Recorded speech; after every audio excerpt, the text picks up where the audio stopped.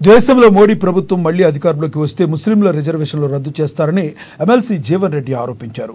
SC ST బీసీల హక్కులు పొందకుండా బీజేపీ కుట్రలు చేస్తుందని విమర్శించారు.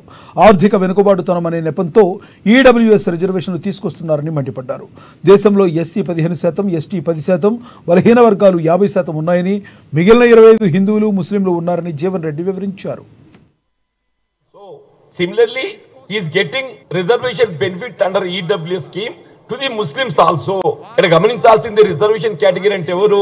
SC, ST, BC. SC 15%, ST 10%, 15, 10, 25. కేంద్రంలో ఓబీసీ 27%, 25 ప్లస్ 27, 52% రిజర్వేషన్లు ఏదైతే అమలు చేయడం జరుగుతుందో ఇందులో సౌకర్యం పొందినటువంటి వారికి ఈడబ్ల్యూఎస్ సౌకర్యం కల్పిస్తా చెప్పండి. ఈ 52లో ఏదైతుందో ఎవరు సౌకర్యం పొందుతున్నారు?